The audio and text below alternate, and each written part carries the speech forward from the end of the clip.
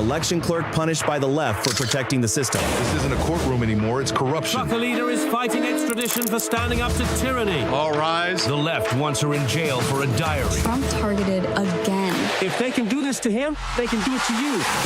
For years, the left has weaponized America's legal system, and we've had enough. Order in the court. This is where the blindfold comes off, Lady Liberty. Each week, we expose the cases, reveal the playbook, and arm you, the jury of We the People, to deliver the verdict. Real cases, real voices, real America. The case for America starts right now.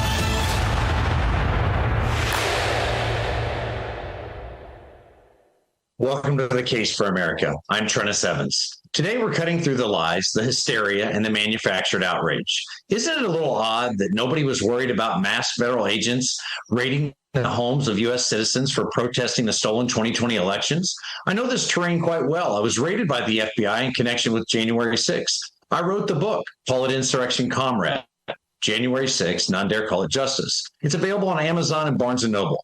I went in and I sang the national anthem, which led the Pledge of Allegiance and assisted law enforcement to clear the building. But that warranted a SWAT team storming my home and putting my eighth grader in their sights. Now I cover the cases and the policies the legacy media machine does not want you to know about, and the double standard the left uses to undermine our great nation. On the docket now, ICE and the facts about immigration and federal law enforcement. But before we dig in, let's take a look at how we got here and who's responsible. Alejandro Mayorkas, Department of Homeland Security. He was responsible for the border, asylum policy, domestic threat coordination, the TSA, CISA, and FEMA. The Biden administration placed this radical leftist in charge of your security, and the results were unbearable. Americans were killed, raped, and the country was plundered by illegals during this full-scale invasion. You voted your way out of this disaster only to have the blue-haired, nose-ring nut jobs that want men and women's bathrooms, men and women's sports, fight us every step of the way. The report states allegations Vignali was involved in cocaine trafficking far beyond the conduct which led to this conviction, including involvement in drug sales more extensive than in his prosecuted case. It also notes allegations that his father, Horacio Vignali, was involved in drug trafficking and may have been the source of his cocaine supply for his son. DEA reports referenced in the committee files suggested Horacio negotiated with ATF to sell a machine gun and told agents he had smuggled heroin into the U.S. using automobiles, and that is Carlos Sr. According to the Pardongate investigation of the 107th Congress, the Vignali family was engaged in drug trafficking and even tried to sell an actual machine gun to agents, which led to the convictions.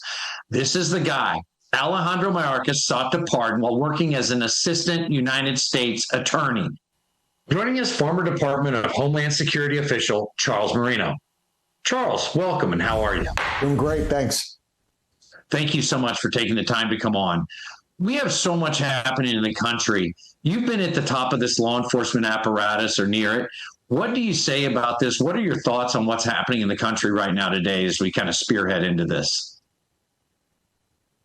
Well, you've got a party on the left that just does not want to see the laws of this country enforced in any way, especially as we talk about these sanctuary locations, who have unilaterally decided to just withdraw from the acceptable conditions of a successful civilized society. And that starts with law and order. Look, you can't say that you despise law and order and then say that you prioritize public safety, which sanctuary cities and the left radical politicians that run these locations try and insist that they do. You can't have it all ways.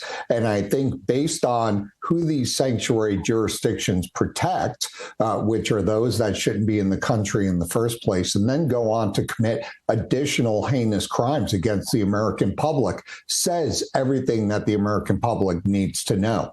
They will spend taxpayer money. They will harbor the most dangerous amongst us, and they represent a clear and present danger to the United States. It's very disturbing what we're all seeing. I think it has the ire of the American people. It has the ire of law enforcement around the nation. And this is exactly what President Trump was trying to do by sending the National Guard to protect federal assets. But yet the Supreme Court, I believe erroneously and more ridiculously, ruled against the idea that a president has the authority to protect federal assets, whether it be a building or law enforcement agents. And exactly what we're seeing here is stemming from that awful ruling that came from the court. Do you think that this is problematic for where we're headed? Well, it is. Look, I like to think that the Trump administration has done fairly well with the court system, especially as it relates to the appellate and the Supreme Court. But on this one, I agree with you. The Supreme Court got it wrong. You can't have a ruling that says that the president has the authority to federalize the National Guard and then prevent him from deploying where he sees fit. It makes no sense. However, the Supreme Court, if you pay close attention and read between the lines, actually gave the president an opportunity here to invoke the Insurrection Act when and if he chooses. And that is because they said in their decision about the National Guard that he can't deploy the National Guard. He must exhaust all full-time resources of the U.S. government. Well, full-time resources includes our full-time military. And that's why you hear the Insurrection Act being spoken about, where it was never mentioned before instead of the National Guard. So I think they kind of boxed the president into a position here that now he has the legal justification to do if he decides to invoke the Insurrection Act in a place like Minneapolis. I'm with you on this. I see it the same way. I think our viewers see it the same way. The American people see this the same way.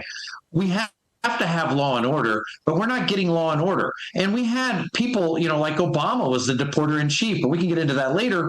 Here's the reality, and what's really disturbing to me is they're going to force President Trump into the utilization of the Insurrection Act. And I think that's the playbook the left's looking for. It's very obvious. You see the coordinated effort, professionally made signs, protesters that we didn't see for 4 years showing up on the scene all over the streets. We see children. It's disturbing. It's despicable. It's un-American. And it's absolutely preventative to the idea of having law and order. When your position in this world in law enforcement, you saw this kind of thing happen from the outside. You're seeing it now from the outside, but you saw it from the inside when we saw this type of protest activity. And I think law enforcement would agree with you on your position. So where are you with what needs to be done? What would you urge this administration to do to protect our federal law enforcement assets? Well, I think President Trump recently made the right decision when he told ICE and CBP to no longer engage with these protesters. Quite simply, it's not their job. And I agree with your point. It's important to be able to pick up on what the strategy is from those that want to disrupt not only the entire country, but also the operations to enforce the law, as we've seen in Minnesota. And the game plan in Minnesota has been that they would object, they would obstruct, they would incite, and they would cause the environment to create as messy and as violent conditions as they could. And when it visually broke bad, which it did, they would point the finger at law enforcement and say, you see, if they weren't here doing their jobs, none of this would have happened. So I think it's a stroke of genius for the president to say, you know what? Look, if they don't want their state and local law enforcement officers working with us, they don't want them enforcing the laws, we're not going to fill their void. So we'll protect federal buildings. We'll continue to enforce immigration law, but we're not going to get involved and mix it up with this mess of protesters. And I think that will bring it down, and that will put the finger in the right direction. And that's towards Governor Walz and Mayor Frey to say they're simply not doing their jobs. Not only are they not letting ICE in the jails to more quickly and safely identify these public safety and national security threats, but they're also not allowing their own departments to enforce the law.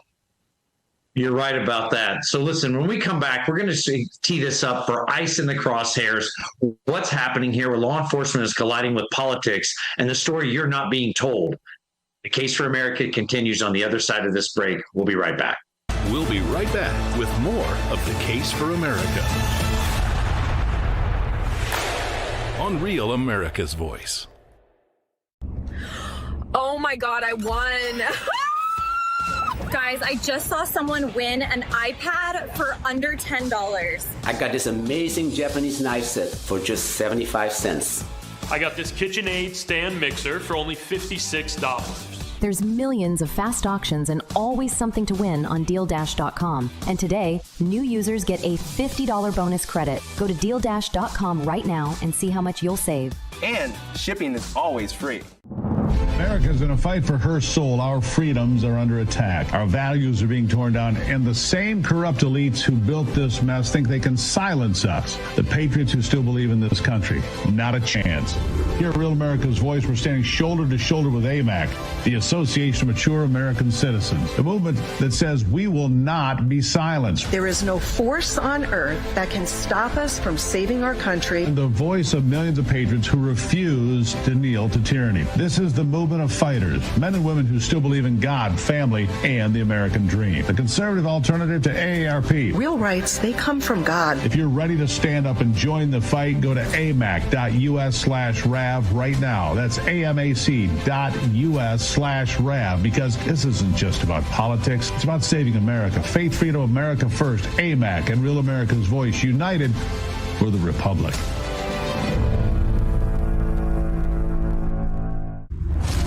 I'm a J6er. I spent 1,143 days in prison. I'm a J6er, and I spent 3 months in jail and about a year in prison. I spent 4 years out of an 18-year sentence in prison. J6ers have been smeared and defamed by the media, persecuted by the government, and treated like terrorists. J6ers are patriotic men and women, mothers, fathers, sisters, and brothers from all walks of life. Stand in the Gap was founded to stand in the gap for J6ers working to rebuild their lives after being incarcerated. And we need your help. For just $10 or more, you're helping these patriots get mental, physical, and spiritual help.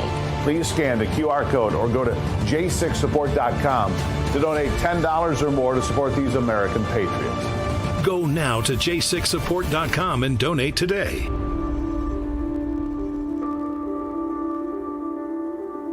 I'm a J6er. I spent 1,143 days in prison. About a year in prison. We were prosecuted, persecuted. J6ers have been treated like terrorists. And we need your help. Stand in the Gap was founded to stand in the gap for J6ers working to rebuild their lives after being incarcerated. For just $10 or more, you can help these patriots get back on their feet again. Go now to j6support.com and donate today. Welcome back to The Case for America on Real America's Voice. These rogue federal agents are taking us backwards as a city. That's right. Mm-hmm. They are causing chaos and confusion. In response, the city of Chicago must respond with accountability and transparency. Yes. The ICE on notice executive order is a step towards justice. This executive order will make Chicago the first city in the country to set the groundwork to prosecute ICE and Border Patrol agents for criminal misconduct. Because we need to send a clear message. If the federal government will not hold these rogue actors accountable, then Chicago will do everything in our power to bring these agents to justice.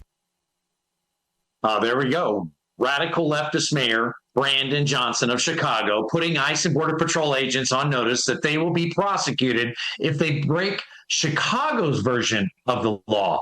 Welcome back to The Case for America. I'm Treniss Evans. We're talking about ICE and the attacks against them. This isn't chaos. It's coordinated. The protests, the talking points, the media, all moving in the same direction when law enforcement threatens a political narrative. This is what happens. The agitators show up at the same time with the same signs, saying the same things. This isn't about compassion. It's about power. And ICE is in the crosshairs because they're doing what Washington refused to do for years. Joining me now, former Department of Homeland Security official Charles Marino, and joining us both is former FBI Special Agent and Navy SEAL Jonathan Gilliam. Charles, How are you doing today? Thanks for coming in, Jonathan. We appreciate you taking the time to join us here at Real America's Voice. You got it. Good night. Doing great. So, sir, thank you. So we have so much happening here. We've been kind of breaking into this. What are your thoughts on this with what's happening? I mean, you're seeing it like I am. We're all watching it in real time, and we're disturbed as American citizens. We're disturbed as law enforcement. What are your thoughts on this?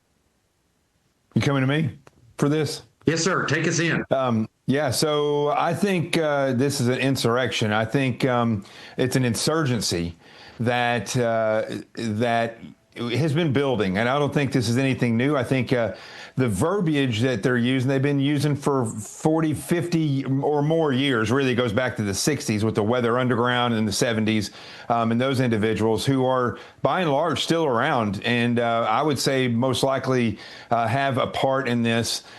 We have many more heavy hitters when it comes to financing these types of things. I even believe that there's proof that many foreign nations or foreign entities are involved in funding these.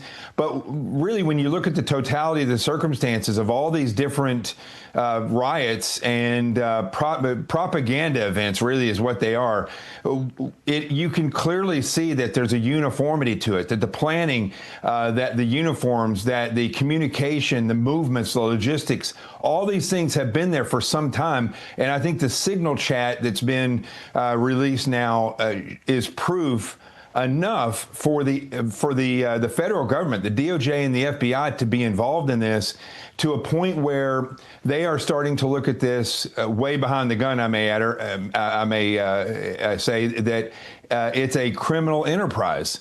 And I think when the DOJ starts realizing that they need to flood an area not only with agents from the FBI or ICE, but also attorneys, and start processing these people, what they'll end up doing is flipping sources and doing what civilians are largely doing right now, which is infiltrating these groups.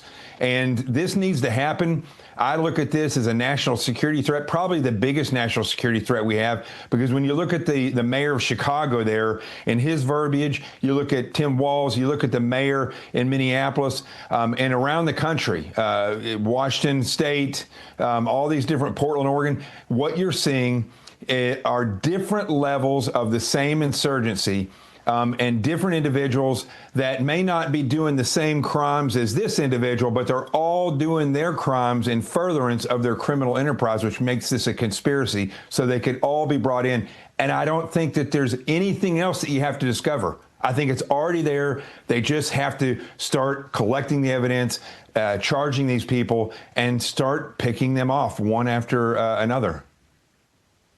You know, I love what you're saying there. I think it's incredibly accurate. I think this is a situation where we're witnessing the Democrat Party. They're not only harboring illegal aliens, they're harboring anti-American ideologues that operate under any number of names, whether it been the Weather Underground folks from that we saw before, BLM, Antifa, et cetera, et cetera. They line up, they branch out under these organizations of the masthead of the Democrat Party, and they march forward in a treasonous conspiratorial effort to undermine the United States of America. So listen, I'll come back over to you, Charles, on this real quick. So are you in agreement with what we're seeing here, that this has all those, I think I love to use the Democrats' words, all the hallmarks of this effort, and that this may be a coordinated campaign that's operating from outside the United States and well-funded as it seems to be?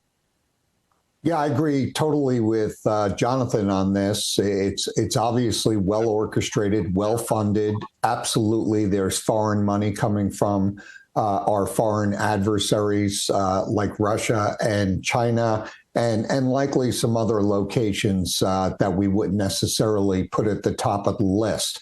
And whether it's the issue of ICE and the enforcement of immigration laws we're talking about today, or next week, it shifts to some action that the United States takes against, say, Iran and the Middle East, you will see the same MO used by these groups to just switch what it is they are protesting and disrupting the country about. They will just very simply switch uniforms, if you will, and take on the ideology that they're supposedly outraged about. And again, they're an inch deep and a mile wide. The majority of the people that are out on the street engaging in this type of violence have no idea about the issues that they were out there supposedly protesting about. And they don't need to, because their job is to disrupt. It is to inhibit the ability, in this case, for law enforcement to execute their duties. And unfortunately, we've got some very, very radical leaders like Brandon Johnson and Fry in Minneapolis and Waltz that buy right into this, because I truly believe they hate this country. They hate for everything that it stands for, and they do not want to see this country succeed, whether it's a Democrat in office or a Republican president in office. Sanctuary cities did the same type of things when the Obama administration was enforcing immigration law. The only thing they didn't do was obstruct and incite to the level that we're seeing now, and that's purely because it's President Trump doing the enforcement. Yeah, you're absolutely on target there. I mean, we watched it, and people seem to forget that Obama was the deporter in chief. That is a reality that we all watched. I don't remember those protests. I don't remember people coming screaming and throwing things at law enforcement. I don't remember any of this. And they're agitators. They have done this over and over. They disappear for 4 years. Now they're back. So, back to you, Mr. Gillum. I got to ask you this. So, as the law enforcement in your history, where would you be on this? What would your recommendation be if you were involved in this? Essentially, I believe this to be a counterterrorism task that should be applied here. Do you agree with that, or do you see it that way? Sure. It's a counterterrorism and a counterintelligence operation. Look, I've been saying this since Trump got back in office. Tom Homan is a perfect example of what we've termed these people as czars, what they're capable of doing, and having a handle on a situation beyond what the director of that agency is doing. Because we've got to remember, the directors of the agencies have to run the agencies. This is a specific problem. There's other problems, such as Tom Homan is handling the border. This also has to do with the border. But Kristi Noem is handling all these other things that DHS has to do. I believe the president needs a justice czar, and he needs to go in and have an individual that's similar to Doge, but looking at where this leftist movement exists in federal government and in places like these states where this movement is going. And they need to run this just like they ran any of the investigations on the mob or ISIS or Al-Qaeda or any of these other groups, or even back when it was the USSR and we worked counterintelligence operations against Russia. We need a justice czar that is separate from the agencies, that can go through and look at all the agencies, look at commonalities, and look at individual issues. And then at the same time, they're targeting the agencies for these leftists and this leftist movement. These people have buried themselves. They need to be looking at the states. And in cases where you have a mayor like in Chicago that is saying the things that he's saying, which is constitutionally wrong, they're not going to be able to arrest ICE agents who are carrying out federal law, because state law does not trump federal law. I would go after those individuals with everything that I can, with an investigation, so you can sum it up and so that you can start arresting these people. But even more than that, start building this giant picture of who these people are and where this movement came from and where it's going. Because if we don't do that, this movement, which has an incredible war plan, is going, and it's not just the Democrats here. The Democrats are a part, it's one cell. We have to look at these things as cells, just like we do with terrorist groups. One cell does this particular thing, the other cell does that one. That cell may not know that cell, or they may know of it, but they don't necessarily have the involvement, but they're all working towards the same criminal enterprise or the same movement that they're trying to propel forward. So I think that's really what has to happen. And lastly, the other thing is, the conservative Americans in this country that call themselves MAGA or patriots or whatever, This election coming up is just as important, if not more important, than the one to get President Trump in office. Because if we lose the Senate and the House, President Trump is going to be hamstrung like he was before. He's already hamstrung by these judges, another group of people, another cell that needs to be gone after. But I believe that we hold the key. They may be on the street, and we're not good at that. But we can show up and vote, and that is something that needs to happen on a massive in this upcoming election, 2026. We can hold the Senate, hold the Congress. I'm no fan of the Republican Party. I think that it's a dead dragon that doesn't do anything but stuff for itself. But I also look at the left. Just like I look at Iran. I've been saying for years that Iran was a paper tiger, and if you just strike them, you'll see how weak they actually are. They run proxy wars and things like that. I believe the left here in this country are the same way. They're incredible at running these operations, but when you press them, they will crumble. But we have to press them, and we can't do it without a Justice R, and we can't do it without holding the Senate and the Congress into the Republican Party. You know, I'm with you. I think the American people are echoing that sentiment. You have laid it out in such a way, both of you here today, sharing with us and really getting the audience the right information from a law enforcement perspective, from a higher level. But, you know, I've got to ask, I mean, we're all puzzled. You know, we watched the American citizens rounded up for January 6th. We saw grandmas who simply peacefully protested and prayed, treated as actual joint terrorism threats, right? The Joint Terrorism Task Force rounded them up as threats to democracy. We saw school children. We saw everybody from the school board parents. We saw this entirety of this operation, this massive mechanism in play under Merrick Garland and the Justice Department. But yet, I'm not seeing an action from the Justice Department on this yet. I've seen a lot of flapping of the gums. I've seen a lot of saying, but I'm not seeing the action. Do you feel the same way? And I got to get a short answer.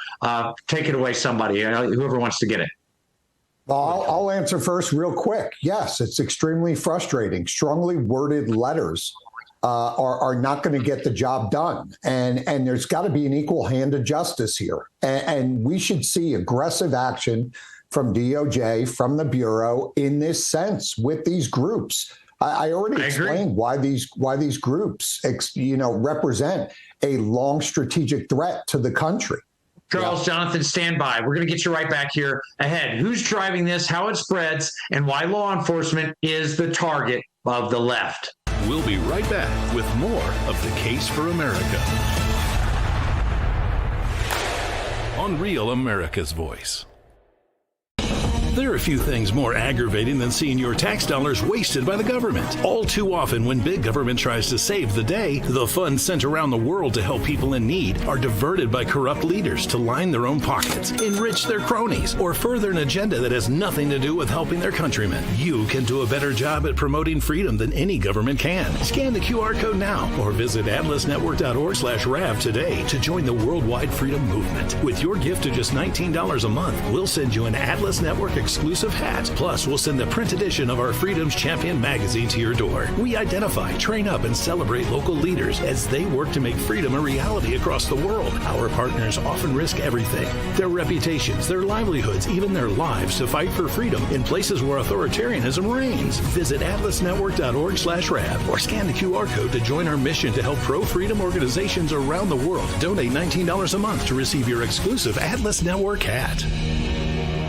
When you look at your grocery bill, is it so high it knocks you off your feet? It's time to stand up and save with InstaSeal by Bell & Howell, the world's first vertical vacuum sealing system designed to save you money. Unlike ordinary storage bags that trap air in, spoiling your food, InstaSeal removes the air completely, extending freshness up to 6 times longer. Now that's saving. Look, flat sealers create a big mess, but InstaSeal InstaSeal is upright, mess-free, and easy. The secret is smart seal technology. With just one touch, it auto-feeds the bag to seal, pauses to vacuum out the air, then continues to perfectly seal. Plus, InstaSeal has a motor powerful enough to crush cans, but smart enough to save crackers from turning to dust. Forget big, bulky sealers you have to put away.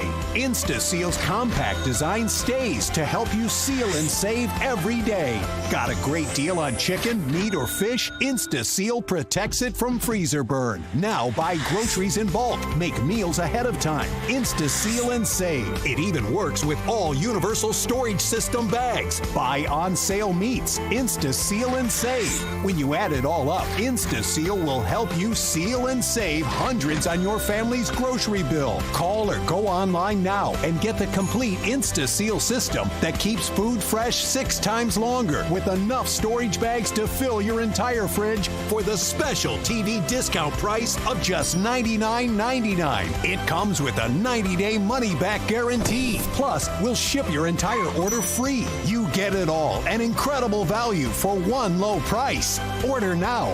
To order, call 1-800-308-6802 or go to buyinstaseal.com. So call 1-800-308-6802 or order online at buyinstaseal.com. Welcome back to The Case for America on Real America's Voice. Let know that law enforcement professionals, real ones, not the fake made-up ICE, probably Trump's new army to attack citizens of the United States. Did you hear what I said? No law enforcement professional wears a mask. None.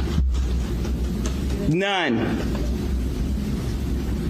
Those that come into our communities wearing a mask to commit crime, thank God for our district attorney, Larry Krasner, who say he's going to lock them up. And I'm saying now, we are not going to whisk you away for them to hide your identity, because when you do it there, you're getting arrested there. I just am in disgust listening to this nonsense. This is Philadelphia Sheriff Rochelle Broke Joke Rochelle Bilal with a stark warning to ICE agents. She's threatening federal law enforcement. Welcome back to The Case for America. I'm Treniss Evans. We've shown you the attacks, the noise, the political theater. Now, what actually matters, what ICE can do, what the law allows, and what has to change if this country wants control back. I'm joined once again by former Department of Homeland Security official Charles Marino and Jonathan Gilliam, former FBI special agent and former Navy SEAL. Welcome, gentlemen. Thank you for coming back. Charles, Jonathan, we have seen so much happening in this country that is disturbing the American people. You weighed in on it here previously, and you talked about this, but under the Insurrection Act, the Supreme Court stripped some of the power of the president to act and react, right, deploying the National Guard. How would you feel if you were on the front line? What would this say to you as law enforcement? And what do you say, to this idea? I'll go to you, Charles, first. What do you say to this radical nut job that is the sheriff that is speaking out like this? Well, she's just the pride and joy of sheriffs all around the country, I'm sure. Back in the day, and I think Jonathan would agree with me, the National Sheriff's Association would handle that type of problem. No different than the Major City Chiefs Association, the International Association of Chiefs of Police. Problem is they've all become afraid of their own shadows. Normally, a sheriff like this in Philadelphia would have been pulled aside and said, "What are you doing? This is not something that we promote. This is not something that we support, and shut your mouth because you're an embarrassment." But that doesn't take place anymore because these cities have fallen into radical hands. And what they do is sheriffs like this end up getting themselves elected. You have to blame this mess on the voters in the city of Philadelphia, in the city of Minneapolis. It's the gift that keeps on giving. But I think to the point of your original question is, how do those that want to see the laws enforced in this country come out on the right side of this? Charles, I agree with your statement. I'm not disagreeing with you, but I think I take it a step further that It's not the fault of the voters necessarily. It's the people. They've been led to believe this. The propaganda arm of the media has taken us down this dark road. We have seen an operation take place with the removal of the Smith-Mundt Act, any number of problems that are causing this, and people have been led to believe this. They've been undereducated in the schools. They don't have the proper information, and they have come to believe that somehow this is Trump's army. Again, we're back to the idea that it wasn't Obama's army. It wasn't somebody doing something wrong then, but the Trump derangement syndrome runs wild in the minds of these people that really don't have any basis for reality. So, Jonathan, I'll come over to you on this. As far as it goes to these sheriffs and what you're seeing here, this is a coordinated effort. These people are undermining the federal law. They're undermining the supremacy clause that you mentioned previously in the segment. I want to understand your position on this. What would happen or should happen to somebody who stands against federal law enforcement and makes their position known and says they're going to arrest federal law enforcement when they arrive in their city? Well, a lot of this comes down to intent, and what is their intent in doing that? And also, what can they prove that the federal government is doing anything that warrants them being arrested? Because if they can't prove that, and they can't prove that the federal government is going in and violating civil rights or going above and beyond what they're legally charged to do, then you have to ask what the intent is. And if the intent is to obstruct or insurrect the government from the federal government from doing their job, then that is a crime, and they should be arrested for that. And the DOJ needs to prepare for this. See, here's the thing. That woman that you just played that sound clip from, you know, if a Caucasian person puts on blackface, they are going to be socially vilified for the rest of their lives, and rightfully so. So why aren't we looking at people like this and saying that they are putting on cop face? Because that's what this is. Mayors are putting on mayor face. Governors are putting on governor face. And activists are putting on activist face. These people are fake. This woman right here has a bigger mask on than any clown that I've ever seen in any circus. And it's all fake. And I think if we look at the totality of the circumstances, we will see that propaganda is spewing, not facts. And the threats are real, but the reasoning behind it is not, because typically what they do is accuse others of doing the exact same thing that they are doing. They project that onto other people. And I think that the DOJ has to take a look at their playbook, and we have to employ a playbook of our own, because at this point right now, it's hard to believe after 2020 that we still don't have a playbook, but we don't. They have an entire war plan that incorporates politicians, big money donors, people on the ground, logistics, communications, all these different things that in a military style movement and operation that the right just does not have. And so if the DOJ, starting with them, if they don't realize that they need to have a standard set of operating procedures to start locking these people up and taking them down, then there really is very little that the American people can do besides vote. And there's very little that these agents will accomplish besides moving some illegals and battling with protesters. This has to be organized on the right. There has to be a short-term and long-term playbook. And right now, I just don't believe that exists.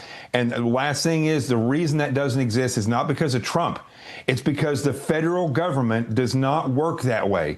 And what you're seeing with civilians on the left is capable because they don't have the red tape and that old saying, that's not how we do it. We don't think outside the box. They do. The federal government doesn't. And so agents in the federal government and that are running the federal government don't understand how to investigate an insurgency or anything that has to step outside of the bounds of where they typically investigate. We haven't faced this before, not recently, since the Civil War at least, and not to this level. And they need to change and rewrite the playbook. Look, I'm glad you made that reference because here's how I reference it. These are the generals, right? You're watching the colonels, the forward operating bases, or the left. That is the radical cities. Those forward operating bases like Minneapolis and Chicago are being run by generals who are operating an insurgency in these United States. And that is why, think about this. These were people just like the South and the Confederacy. Lincoln had to go against what a lot of the country wanted to do, status quo, stay out of it. They wanted to go the other direction. And Lincoln had a decision to make. He had to make a bold and very courageous action to save this country from slavery. These individuals are trying to enslave half the country by bringing in illegals, by taking down the ideas and destroying voting, destroying democracy in this nation. And it's not an apparatus of the DOJ. I think that's a mistake. I think it's an apparatus for military tribunals. I think it's an apparatus that needs to be handled to root out radicals that mean to undermine and overthrow these United States. But Charles, Jonathan, thank you so much for joining us. And thank you both for your service to the country.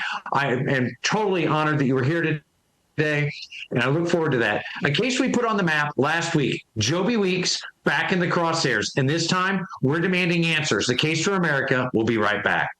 We'll be right back with more of The Case for America on Real America's Voice. With riots and violent looting going on all over the country, I don't feel safe leaving the house without this banana. Normally, I would be worried about this creepy guy, but I've got my banana with me. That same car has been sitting outside my house for a while now. Better keep this banana by the door. Sounds ridiculous, right? Now imagine this banana was capable of incapacitating an attacker from over 60 feet. At Byrna, we don't sell bananas. Go to Byrna.com to learn more. Hey folks, it's your friend John Rich. I co-founded Old Glory Bank because we heard too many stories about people getting canceled by their bank because they didn't agree with their politics. The government wanted to know where you shop. If you bought a Bible or you shopped at a sporting goods store, you're probably on a list. We created Old Glory Bank because America needed a bank that would protect their privacy and security. Exercising your constitutional rights is not a criminal activity, and neither is loving your country. At Old Glory Bank, we stand with you. Guys, if you plan to retire in the next 20 years, or if you've already retired, I have a message for you that you need to hear. Central banks, BRIC nations, and our allies are pumping trillions of dollars back into America, but every dollar they send could make your savings worth less. Hi. I'm Donald Trump Jr., and I just want you to be prepared for the future. So protect your hard-earned savings with gold. A gold IRA from my trusted friends at the Birch Gold Group offers you the safety net of gold with the tax advantage status of a retirement account.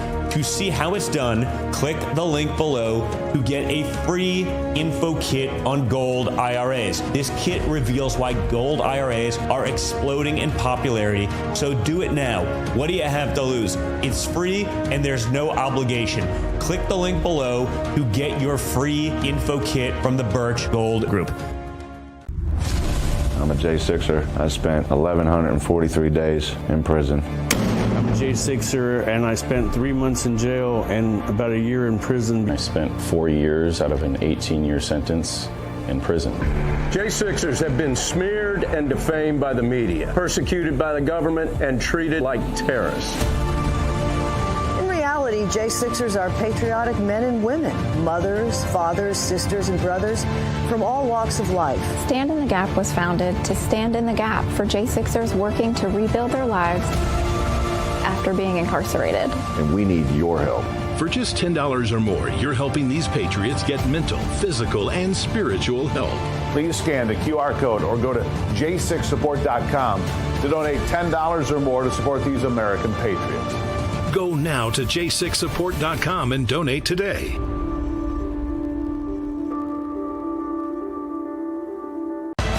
Welcome back to The Case for America on Real America's Voice. That sentence is 5 years, 0 to 5. I've been sitting here for over 6 years, and I haven't even had a trial. I haven't even, been convicted of a crime. I haven't been sentenced. I'm just sitting here on house arrest, And if I cut this thing off myself, I got the government chasing me around the world. They steal my $2 million I put up for bail. I mean, I don't want to do that. I think Donald Trump cutting this off with a golden pair of scissors, that'd be cool. Welcome back to the Case for America. I'm Treniss Evans. Last week, we laid out the case of Joby Weeks. No conviction, no trial, years of punishment. Now, where it stands and why the system still hasn't explained it, joining us now, Mickey Willis, a filmmaker and journalist who's been tracking this case and asking the questions no one else would ask. Mickey, welcome to the show, and thank you for being here with us on the Case for America. Thanks so much for having me. And so before we jump in here, I got to tell this quick story. I asked at a November Clay Clark Reawaken American tour. It was the Mickey Willis Courage 19 Awards that were going on in San Antonio, Texas. I attended it with my mother. We sat in the aisle. You happened to come walking down the aisle, and you were talking about coming on and doing prayer. And I said, Mr. Willis, will you please pray for the J6ers? And you asked a question. We engaged in conversation. The next thing I know, at your behest and quite a bit of fighting for me, I was on stage delivering that prayer, and quite a bit more I had to say at the time, as you well know. So thank you, Mickey, for that, because it started the rise of my voice and enabling me to get where I needed to go so that we could be here doing this together today. So full circle, as you said before we came on. Yeah, well, thank you so much. And it's really been amazing to watch what you've done since then. What year was that exactly that took place? That was November of 21. That was November 21. J6 was like this new, atmosphere. It was heating up. Nobody knew what was going on. The raids were coming. You were there. We had that talk. Sitting at your booth talking about Plandemic. We were talking about your movies, Plandemic at the time, and what was going on there, and helping people understand what happened with COVID, how we ended up in that space. And God bless you, man. You've just been a warrior on so many fronts. So thank you for that. And thank you so much for the work you've been doing. Another front, here you are right now, a warrior on another front, from the front that discusses this absolute mechanism where we have this systematic control, a unconstitutional effort by the government where they seize people's money ahead of any conviction, ahead of any trial. And it's a conspiratorial effort. I'd say this is going on. And they take Joby Weeks, they take $700 million from the guy. We have cases like this, like, Martinson and Lanai and Castellero that are happening in SDNY on the Straight Path matter. We got other cases like this. And I saw this coordination, right? And when I started digging into these cases, Joby's was a case that came to me as I had already seen more than 6, 8, maybe 10 of these. And I said, holy crap, same playbook, same action, same stuff going on. Why did you get into Joby's case? Why did you make that documentary? And, tell us a little bit about that, please, and what you uncovered there. Well, as we just discussed and touched on J6 situation, I was also snagged up in that whole debacle. And it was shocking to me because I was actually in D.C. speaking on a stage called Health Freedom when we heard all the sirens. And I had 2 videographers with me because after my talk, our plan was to go interview a bunch of immigrants who had all come over from their different communist-controlled nations to warn America that what they witnessed happened in their country is now happening in America. And so we were there strictly to do interviews with these immigrants. And then we heard this buzz, something's happened at the Capitol. I was with 2 female videographers, and they said, do you want us to go over and see what we can capture? And I said, well, yeah, it might be important. Head on over there and come on back in an hour, and you probably have just enough time to capture my speech, and then we'll go out and interview these people. And they left, and 45 minutes later, it's getting close to me going on stage, and I'm trying to text them, and we also had radios, and I'm trying to radio them, and there was no answer. No, I'm calling them, and now I'm thinking to myself, well, one of them is a real newbie. One of them is an experienced frontline activist. She knows how to deal with the situation. One of them was very innocent. So I ran over to the Capitol. Now, granted, I'm on the backside, and where everything was just super calm, and babies on shoulders and strollers and people singing and waving flags, and I'm looking around, I'm radioing my team, and long story short, I ended up going to the back stairs of the Capitol, and I noticed that's really where things were getting a little aggravated. And I saw a broken window. I thought for a minute, maybe I'll go in, pull them out of there. And I saw a broken window, and I thought this is starting to feel a little dark here. So I'm going to retreat, and I left. And next thing I know, I'm, under investigation by the FBI, and the New York Times is writing a multi-page hit piece on me, declaring that I went inside and I was leading some kind of efforts of insurrection. And next thing I know, I have memes all over online calling me a domestic terrorist, and it was shocking to me. So all that to say, that lit a fire in me. And one thing that the world doesn't know, they know we produce Plandemic and a lot of other movies, but we've also been doing a lot of lawfare cases. Because after being a victim of the lawfare, realizing how quick it happens in the land of the free and the home of the brave, that suddenly someone can say something, or the media can turn on you. And of course, the media had their grudge on me because of Plandemic. And then suddenly, the next thing you know, you're looking at potentially years in prison for doing nothing. And this really was a very scary moment, as I know that you've experienced too. And because you feel like suddenly this is my home, and then you're like, now I'm an enemy of my state. Like, what has happened here? For telling the truth is really what it came down to. Yeah, it's so dark. It's very dark. And so we started taking on, we have a whole branch of our company that a lot of the world doesn't know. And so we defended and helped win the lawsuits for the Covington students, if you remember that case. We did the Kyle Rittenhouse case. We did several other doctors that were being persecuted for simply trying to really help their patients during COVID. And then we've done a lot of crypto cases, a few crypto cases. And one of them, so the most recent was to Joby. Yeah. Okay. It was Roger Ver, who was one of the original funders of Bitcoin. And he's been persecuted for years, and he's now a free man.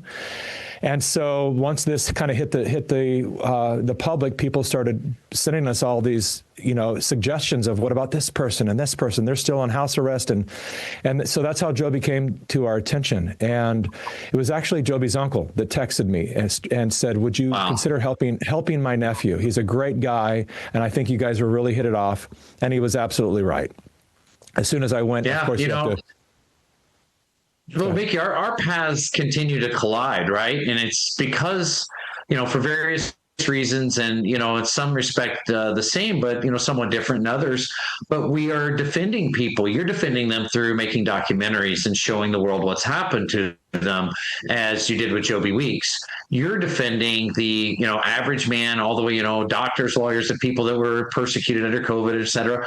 But, Joby was one that was, it was so different. I was trying to imagine, how can the government do 11 months diesel therapy? How can it get to a person that's sitting now 6 years on house arrest, not allowed to have a cell phone? The government doesn't have a chain of custody on what happened to his money. They can't explain where $700 million went. Shocking that the federal government isn't a steward of money. But why did Joby's case really hit home, and you made that individual documentary on that man?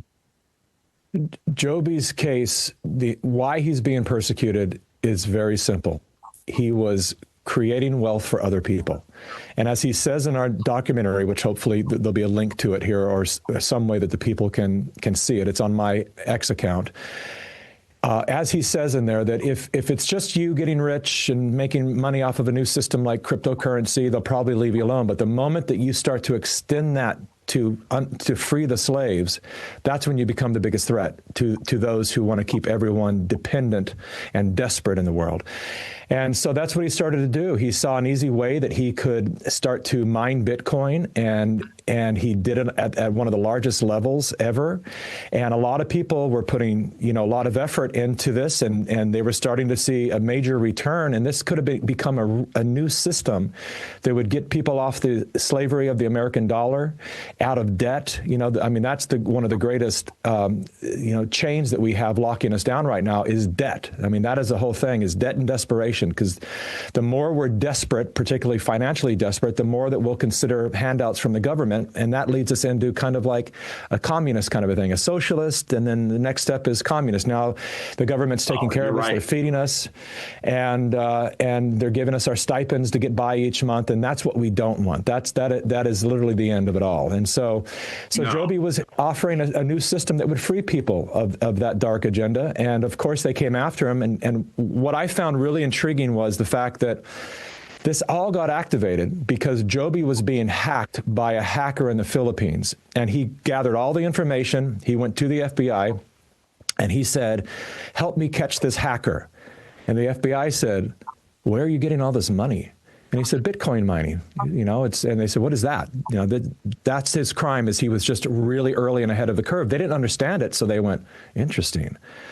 For a guy to make this amount of money, there must be something illegal there. But even after they found out that there were no laws against it, then I really believe that it became a heist. How do we get this guy's money? And so they asked him for his keys, and he refused it, but they ended up getting them. And so then now you have all these people who were expecting, their money. And so there's people out there online that sometimes get mad at Joby, not understanding that the assets were seized. And so people are like, I put in $20,000, I never got paid. Exactly. Direct your rage at the government, or at least the particular sect of government that seized your money. Mickey, you're 100% on this. Listen, I got it. And I have a handful more cases for you, actually more than a dozen that I could present. We need to talk more. We need to get back into this. We'll have you back on.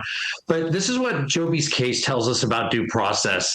I really appreciate you coming with us today, but we haven't seen the actual culmination of what the government's willing to do to you.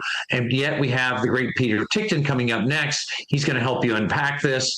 And I thank you so much, Peter. Here we are. We'll be right back with more of The Case for America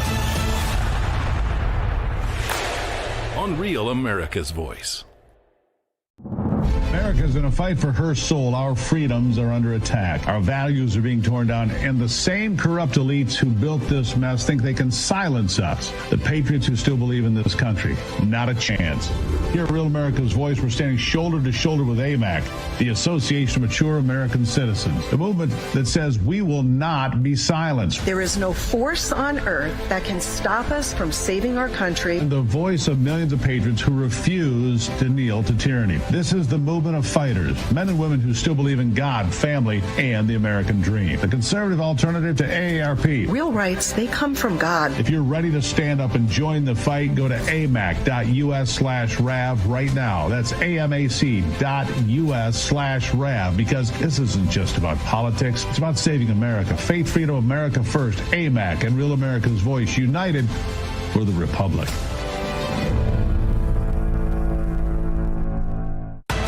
Welcome back to The Case for America on Real America's Voice.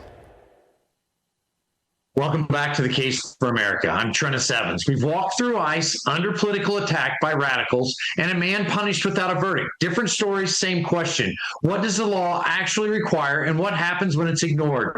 Joining us now, Peter Tickton, one of the most respected constitutional attorneys in the country.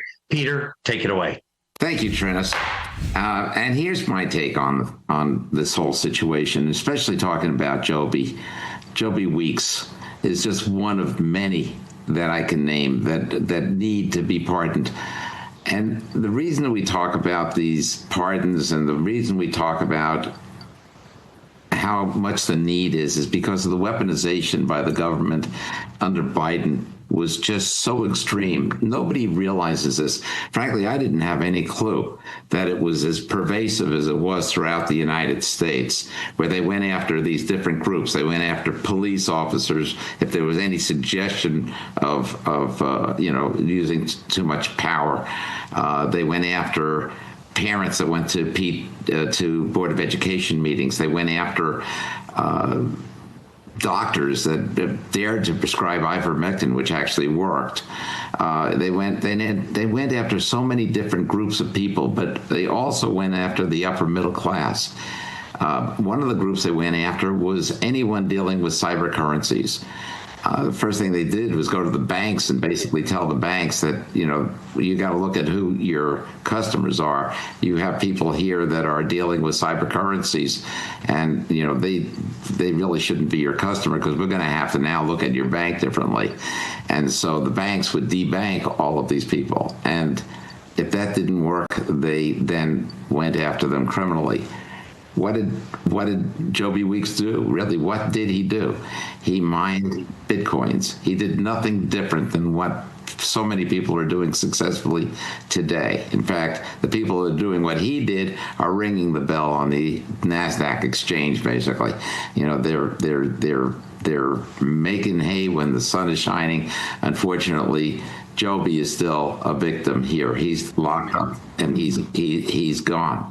There's so many people that are in this whole situation.